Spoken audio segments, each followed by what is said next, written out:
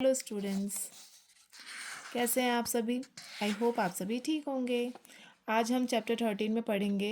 बेटा ये है चैप्टर 13 जो कि है जर्नी ऑफ वेस्ट वाटर। ठीक है, क्लास 7 का साइंस सब्जेक्ट है।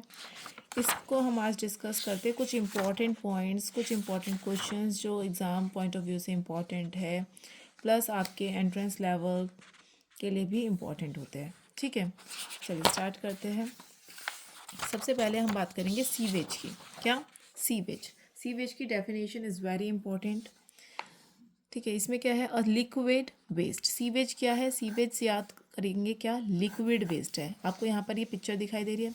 इस पिक्चर में जो वाटर है ये आपको लिक्विड ही फॉर्म में दिखाई दे रहा है ना, तो ये क्या है बेटा? लिक्विड है। और प्लस ये कितना ब्लैक है, कितना डर्टी है, तो इसको हम क्या बोलते हैं? Waste. It is a liquid waste which has dissolve. इसके अंदर क्या डिजॉल्व है, क्या मिक्स है?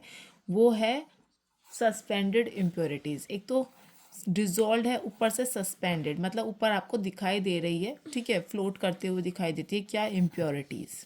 ठीक है, तो हम क्या बोलेंगे? Sewage is a liquid waste which has dissolve, जिसके अंदर डिजॉल्व होती है और सस्पेंडेड इम्प्योरिटीज़ होती है, मतलब फ्लोटिंग इम्प्योरिटीज़ होती है। इसको हम क्या बोलते हैं? सीवेज बोलते हैं। It is very important. ठीक है, अब बात आ सकती है कि जो ये वेस्ट वाटर होता है वो कहाँ से जनरेट होता है। तो वेस्ट वाटर जनरेट होता है आपके घरों से, होम से, रेस्टोरेंट से, एग्रीकल्चर से, farms, hotels, industries, hospital, offices and etcetera. ठीक है, चलिए नेक्स्ट है एक इम्पॉर्टेंट पॉइंट जो कि है WWTP। WWTP से आप क्या समझते हैं? Waste water. W means waste water treatment plant. Waste water treatment plant. काफ़ी बच्चे इसको लिख देते हैं वेस्ट वाटर प्लांट ट्रीटमेंट। बेटा नहीं, ठीक है, सीक्वेंस वाइज हम चलेंगे। Waste water treatment plant. Fine. अब ये कौन सा प्लांट है, क्या काम है इसका? Let's see. The cleaning of sewage. Sewage को क्लीन करना, उसको हम क्या बोलते हैं? सीवेज ट्रीटमेंट बोलते हैं। सीवेज को, इस ये जो डर्टी वाटर है, ठीक है, लिक्विड वेस्ट है, इसको अगर हम क्लीन करना चाहते हैं तो इस क्लीनिंग के लिए हम क्या बोलेंगे? इसे बोलते हैं हम सीवेज ट्रीटमेंट। सीवेज का क्या करेंगे? हम ट्रीटमेंट करेंगे। और वो कैसे करेंगे? उसके लिए हम एक प्लांट सेटअप करेंगे। ठीक है, प्लांट। तो वो प्लांट क्या है? वेस्ट वाटर ट्रीटमेंट प्लांट है। फाइन, चलिए नेक्स्ट इसमें हम पढ़ेंगे इम्पॉर्टेंट। काफ़ी बच्चे कंफ्यूज होते हैं सीवेज और सीवरेज में। बेटा सीवेज क्या पढ़ा हमने? लिक्विड वेस्ट है। बट सीवरेज क्या है? सीवरेज आप इस डायग्राम से समझ सकते हैं। यहाँ पर ये जो कनेक्शन आपको दिखाई दे रहा है, एक पाइप आपको वर्टिकल, ठीक है, खड़ा हुआ दिखाई दे रहा है, एक यहाँ पर इस तरीके से हॉरिजॉन्टली दिखाई दे रहे हैं, दो। तो यहाँ पर क्या है? ये तीन पाइप्स का कनेक्शन है, इंटर कनेक्शन है। ठीक है, आपस में ये कनेक्टेड है। तो इसी से हम समझेंगे क्या? ये एक नेटवर्क होता है। सीवरेज क्या होता है? Sewerage is a network. याद रखोगे सीवरेज क्या है? आपको ये डायग्राम याद आना चाहिए कि ये नेटवर्क है। किस चीज़ का नेटवर्क है? अंडरग्राउंड पाइप्स का। ठीक है, अंडरग्राउंड पाइप्स का नेटवर्क है। अंडरग्राउंड आप समझते हो, ग्राउंड के जो नीचे पाइप्स होते हैं। That carries waste water. वो क्या कैरी करते हैं? ये कैरी करते हैं वेस्ट वाटर। क्लीन वाटर भी कैरी करते हैं, बट हम वेस्ट वाटर की बात करें, जब हम सीवेज की बात करेंगे, सीवरेजेस की बात करेंगे, तो हम हमेशा किससे डील करते हैं? हम वेस्ट वाटर से डील कर रहे होते हैं। फाइन, तो क्या लिखा है? It is a network of underground pipes. किस चीज़ का नेटवर्क है? अंडरग्राउंड पाइप्स का नेटवर्क है। ठीक है, ये पाइप क्या करेगा? ये कैरी करेगा। क्या करेगा? कैरी करेगा। किसको कैरी करेगा? वेस्ट वाटर को। ठीक है, कहाँ पर लेकर जाएगा? To the waste water treatment plant में। ये क्या कैरी करेगा? वेस्ट वाटर को लेकर जा रहा होगा। कहाँ पर? वेस्ट वाटर ट्रीटमेंट प्लांट में, मतलब उसकी क्लीनिंग के लिए उसे लेकर जा रहा होगा। इसी को हम क्या बोलते हैं बेटा? सीवरेज बोलते हैं। फाइन, चलिए नेक्स्ट हम पढ़ लेते हैं इम्पोर्टेंट।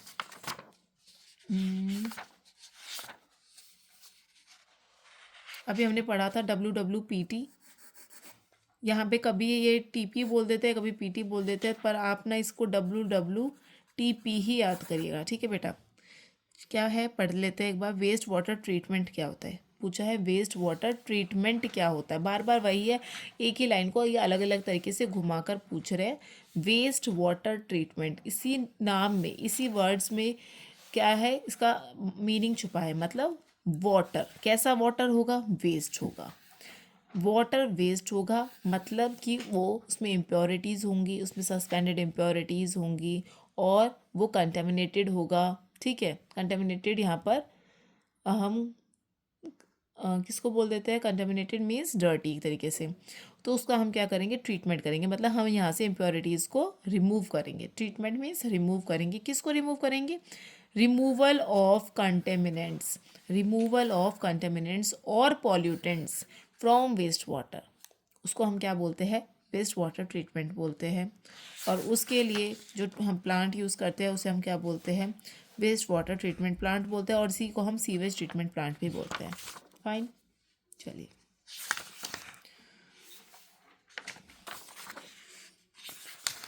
ये बहुत इंपॉर्टेंट है बेटा, क्या कि सीवेज जनरेशन कंट्रोल कैसे करेंगे, कि हम सीवेज, जहाँ पर सीवेज जनरेट हो रहा है, ठीक है, जहाँ पर वेस्ट वाटर जनरेशन हो रहा है, जनरेट हो रहा है, तो वहाँ पर ही हम कंट्रोल कर लेंगे। तो उससे क्या होगा कि वेस्ट वाटर कम होगा, कम प्रोड्यूस होगा। तो उसको हम कैसे कंट्रोल करेंगे वो हम पढ़ेंगे।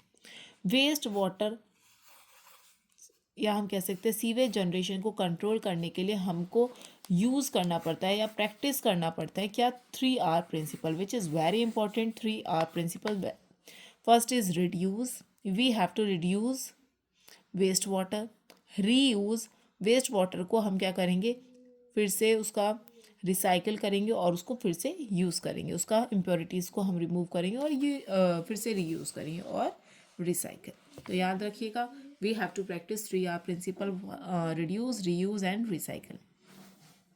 नेक्स्ट है कि हमें कुछ हैबिट्स है जो फॉलो करनी चाहिए। गुड हैबिट्स हम कह सकते हैं, not throwing left over cooking oils, जो आपके किचन में ऑयल्स होते हैं, फैट्स होते हैं, ठीक है, जैसे घर में पूरी बनी है, पूड़ियाँ बनती है, ठीक है, पकौड़े बनते हैं, तो फिर जो लेफ्ट ओवर ऑयल होता है, जो ऑयल बच जाता है, उसको क्या करते हैं आप, काफ़ी लोग अपने सिंक में ऐसे ही ड्रेनेज पाइप में डाल देते हैं, ठीक है, थ्रो कर देते हैं। बट हमको ये चीज़ नहीं करनी है, हमको उसे डस्टबिन में डालना है, ठीक है, किसी पॉलीथीन में डालना है, डस्टबिन में डालना है।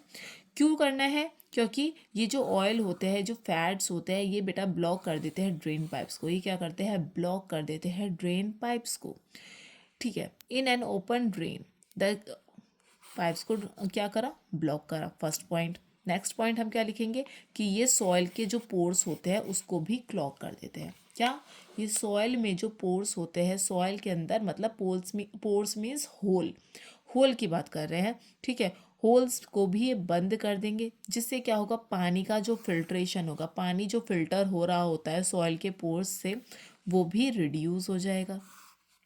फाइन, तो ऑयल से आप क्या याद रखोगे, ऑयल ब्लॉक करता है प्लस क्लॉग करता है, दो चीज़ याद रखिए यहाँ पर, क्या, ब्लॉक एंड क्लॉग, ठीक है। नॉट थ्रोइंग पेंट्स, हमको कोई भी केमिकल, केमिकल जैसे कि मेडिसिन, कोई oil, motor oil, pesticides, polishes, paints, हमको कुछ भी कहाँ पर नहीं डालना है, ड्रेन में नहीं डालना है। क्यों, क्योंकि ये अच्छे अच्छे जो माइक्रोब्स प्रेजेंट होते हैं प्योरीफाई वाटर में, उसको क्या करता है बेटा, किल कर देता है। जो वाटर में, जो वाटर में देखो इम्प्योरिटीज़ भी होती है प्लस गुड माइक्रोब्स भी प्रेजेंट होते हैं, तो जो गुड माइक्रोब्स होते हैं which is beneficial for our health, उनको भी ये किल कर देता है। फाइन, अब नेक्स्ट है, हमको थ्रो नहीं करना है कोई भी सॉलिड वेस्ट। सॉलिड वेस्ट में आ जाता है बेटा खाने का कोई waste, tea leaves which is very common, जो ब्लॉक करता है हमारे ड्रेनेज पाइप्स को, कॉटन, सैनिटरी टॉवल्स एट्सेट्रा, हमको ये सब कहाँ डालने हैं, डस्टबिन में ही डालने हैं। क्यों डालने हैं, क्योंकि ये चॉक करता है, वर्ड याद रखिएगा, चॉक करता है किसको, ड्रेन को, और चॉक कर देगा तो जो फ्लो ऑफ ऑक्सीजन है वो भी रुक जाएगा। Do not allow free flow of oxygen, या आप कह सकते हो hinder the flow of oxygen, या कुछ भी आप अपनी लैंग्वेज में लिख सकते हो, पर वर्ड याद रखिए, choke and free flow of oxygen को ये अलाउ नहीं करेगा।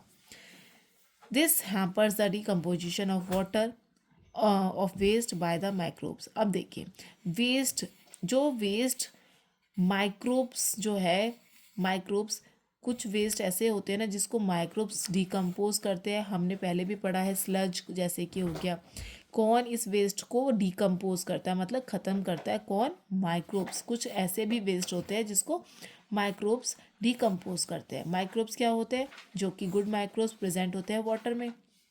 फाइन। तो यहाँ पर क्या होगा, जब हम ऐसे वेस्ट डाल देंगे, उनको, इन माइक्रोब्स को ऑक्सीजन ही नहीं मिलेगी टू सर्वाइव, तो ये माइक्रोब्स भी किल हो जाएंगे। जब ये किल हो जाएंगे तो क्या होगा, हमारा जो वेस्ट है वो डिकम्पोज नहीं हो पाएगा। तो ये इसमें 3 पॉइंट्स हम लिख सकते हैं क्या। First one is chalk the drain, second is do not allow free flow of oxygen, and third is decomposition of waste by the microbes hamper मतलब रुक जाएगा, रुकावट हो जाएगी एक तरीके से। लास्ट पॉइंट है कन्वर्ट करता है डिकेइंग सॉलिड वेस्ट को into compost which can be used as manure in place of synthetic fertiliser. हमको कन्वर्ट करना है, हमको बदलना है किस में, सॉलिड वेस्ट को हम बदलेंगे किस में, कंपोस्ट में। कंपोस्ट में मतलब उसको हम यूज़ करेंगे as a manure. Solid waste को हम एज अ मैन्योर यूज़ करेंगे, जैसे कि खाद। ठीक है, खाद में हम उसको चेंज करेंगे, और वो होगा कैसे, by the use of microbes वगैरह का यूज़ होगा, वर्म्स का यूज़ होगा, और उससे क्या होगा, फर्टिलाइजेशन में हमको, सॉरी, एग्रीकल्चर में हेल्प होती है। फाइन। तो ये हो गया हमारे कंट्रोलिंग सीवेज जनरेशन। क्वेश्चन इस तरह से भी रेज हो सकता है कि बताइए कि हमें कुकिंग ऑयल्स को क्यों ड्रेन में नहीं डालना है, तो आप क्या कहोगे, क्लॉग एंड ब्लॉक। ये 2 पॉइंट याद रखिएगा, clog and block, that's it. उसी से आपको समझ में आ जाएगा, ब्लॉक क्या करेगा, पाइप को करेगा, और क्लॉग क्या करेगा, सॉइल के पोर्स को करेगा। सॉइल का पोर्स अगर क्लॉग हो जाएगा तो फिल्ट्रेशन ऑफ वाटर रुक जाएगा या कम हो जाएगा। यहाँ पर आपको याद रखना है कि पेंट और केमिकल्स को हमें क्यों नहीं डालना है, क्योंकि अच्छे माइक्रोब्स जो होते हैं वो भी किल हो जाते हैं। नेक्स्ट है यहाँ पर कि हमको सॉलिड वेस्ट क्यों नहीं डालना है, जैसे कि टी लीव्स क्यों नहीं डालनी, क्योंकि ये चॉक करेगा, फ्लो ऑफ ऑक्सीजन को रोकेगा। And third point is decomposition, जो है माइक्रोब्स का, वो भी हैम्पर हो जाएगा। फाइन। चलिए नेक्स्ट देख लेते हैं। चलिए बेटा, इस चैप्टर में जितने भी इम्पोर्टेंट पॉइंट्स थे, जितने भी इम्पोर्टेंट क्वेश्चंस बन सकते थे, वो मैंने आपको बता दिया है। बाकी इसमें स्कीमर भी है, स्कम भी है, वो मैं ऑलरेडी आप लोगों को एक्सप्लेन कर चुकी हूँ। ठीक है, ये आपको, ये जितना मैंने आपको बताया है, ये आपको अच्छे से पढ़ना है। If any doubt you have, तो आप उसको क्लियर कर सकते हो। ठीक है, थैंक यू सो मच।